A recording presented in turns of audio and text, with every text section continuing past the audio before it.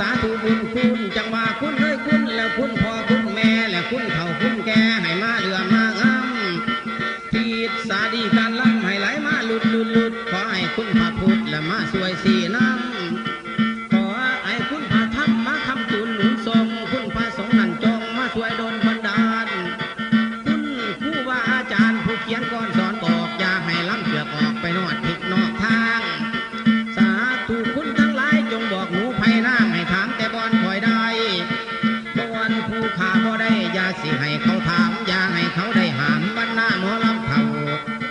สาธุคุณภาษีอาริยะเมตไตเจ้าให้มาเข่าขอบคล้องมาสวยสู้สมองล้ำหลอกให้เลิกซึ้งให้ผู้ฟังผู้เบิ่งย่องย่อสมเสยอย่างสังอาภาเพยอย่างนี้อัดจะมีของแก้ปัญหาให้ถูกต้องสอบคล้องกับความจริงสาธุขออย่าให้สาวหมอลำผู้หญิงมักกุมเหตุของคอยย่านเลือดขาวมันย่อยสิเป็นอ้อยอาบล้ำคุณพระพุทธพระธรรมคุณพระสังฆนำไม่มาคำมาสวยวันนาด้วย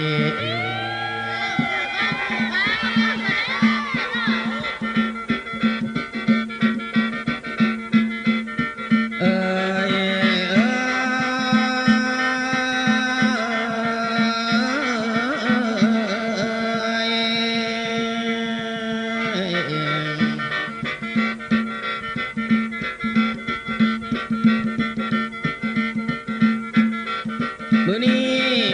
โอกาสดีจังมีหนาหมอวันหน้าลำส่งโฆษณาเป่าโป้งเป็นโค้งขอข้าวสารนานแสนนานจังเห็นหนาอาว่าบ่ได้เบิกห้ามห่างเฮิงรูปหนาวันหน้านี้ผู้นางลำหลายปีเดือนดวงลำแต่ลำผักพงพันหายจากกันเกิดเฮิงบ่จั่วเพิ่งพาดพอย้อนว่าแนวกีบแสนสุดโสหัสสังขารพ่อพักผ่อนไปลำไต่ลำก่อนการหิวนอนนางง่วงเรื่องง่วงสร้างเกือบบ่เฮยไปล้ำลองแหล่เตยหรือห้องเอ้ยเอาเสียงบาดสำเนียงบ่ม้วนหูผู้ฟังจนน้ำปล่อยดาดเรื่องแห้งกะลุดน้อยกินหอยยังแขนขังยืนไก่ฟังนั่งไก่หอยเสียงหอยจอดเตือนพังเสียมั่งสังเสียเสียนเอ็ดก็เพี้ยเปี้ยลอยพี่น้องผู้ฟังอกบอกคือข้าวนุ่มน้อยตากระมอยมือตุ้งหัวบึกหอยสังยังตาสัวเห็นหัวจนว่ามังเห็นมังยังมาแบะเห็นแขกบ้านกระปอดเดี๋ยวนี้สีเห็ดยังทำยังพี่น้องเพื่อนกะบอกพร้อมแอวกะความเมื่อลำให้เท่ากุ้งคัดหนังแขวบ่ยังขยอมแล้ว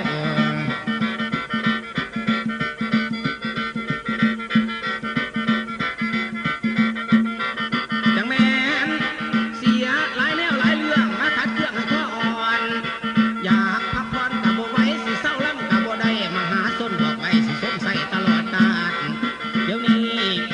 สู่ภาษิตกันยังตานทับบูฮานเพื่อนก็บอกม่านให้ล้ำจนออกงอกให้ล้ำจนตายคนทั้งหลายเหยียบห้องจำเป็นต้องเที่ยวลำมื้อนี้โอกาสดีหลายลำสัทธานำไปจ้างจ่ายเงินค่าค่ายเพิ่นกระเพิ่มไปเสริมสร้างช่วยสู้วัดหน้าขอส่งเสริมเจ้าภาพเพื่อนหักภูมิเกิดเห็นหมู่ศิลปะการทำมาหากินศิลปินหมอลำเพื่อนจริงนับเมื่อจางเงินสาตางของทานเพื่อบำรุงแห่งงานให้พวกโมหลับดังจงสุขขังพลังมีพลาหากลดพอดอยู่ยิ่งสนองเมื่อนี้ทานทำบุญอยู่ในห้องครอบครัวของทานร่วมญาติทุกท่านหรือชาวบ้านในห่วงนำขอให้ได้บุญมากล้ำบุญล้ำอวยพรใส่อยู่สุขกายสบายใจโลกภัยอย่าพาต่ออย่ามีหมองอย่ามีเศร้าอย่ามีเงาอย่ามีโศกของในโลกทานอยากได้ให้ไหลให้ลดลำหาโฮมศรัทธาพี่น้องย้อนของทานทั้งท่านให้อยู่สุขสามประการหัวนี้พานหนุนพาเอาย้อนผลท่านของเจ้าจริงใจใส่ซองตลอดญาติพี่น้องของเจ้าจงอยู่ดีแต่ว่าในการรับมือนี้บ่เท่าที่ถึงทองตามขาดข้อความคิดและขีดเองหมายไว้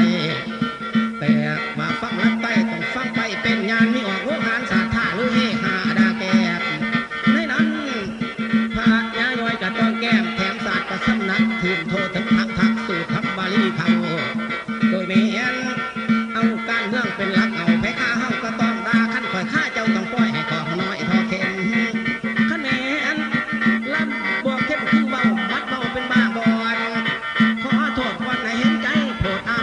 าหาลุงป้าจะสร้างเตือนคอยบ้ามือสามอกก็ไหลเลียนกับพวกบ้านเนียลำใหม่พอลุงใหญ่ป้าใหญ่เห็นใจไว้หลายพวกยิ่งใส่ซ้อสองเศร้าขาน้องหน่อยนุ่มอย่าเฝ้าหัวโหหุ่มกุมท่าดาประจาคอยบ้านักเสี่ยวซ่านโบทุกสิ่งสัตว์สีตีนกันยังผาดนักปาดยังยอมเสือเพื่อรื้อบดีพอดังนั้นจึงเสนอพี่น้องผู้สอดส่องสมองใส่ผิดพลาดเพียงประการใดโปรดอภัยนำด้วยจากนั้นคนสวยๆเสมอน้องหมอลำข้อขาดผู้เกียมตอบโต้ต่อยสู่ผู้เฮียนหูวองไฟยิ่งสาวหมอลำไตให้เห็นใจอายแน่แกอยู่อายุคอยได้แห้งหน่อยบ่ทอทางบาดที่ไปผิดทางเดินทางบ่ถูกปองอิงอาศัยนาดน้องให้น้ำปองสวยสู้น่าเงยจังโง่ผู้มีแห้งสูงกับผู้จงอางใหญ่กันข้อเนียนเนียนไว้หูเหลือไปกับอ่อนหอบเจ้าผู้เขาไม่สอบหอมกินกะหวานเสื้อน้ำตาลแป้งฝนมือคนนิยมซื้อสมเทียบคือกับเจ้าผู้ไว้เย้ายังอ่อนเดินก่อนเดินต้นปัญญาโลดเรียนให้แห้งยิ่งสาวหมอลำไตสมองไว้ปันจรวดแลนกวดพุ่นกวดพี่ไว้แล้วพี่กับบ่ปาดบาดหมอลำมันนาอายหลดเท่าทางบ้านควนบ้านบ่ทันสูบสาวหมอลำอย่านำบวกทุกทีให้ตายทอนกินบ่เป็นให้น้ำบ่นอนบ่เป็นให้จับใส่ลงงาขามบ่ได้ให้หาไม่ตายเกินเอาเน้นนางเน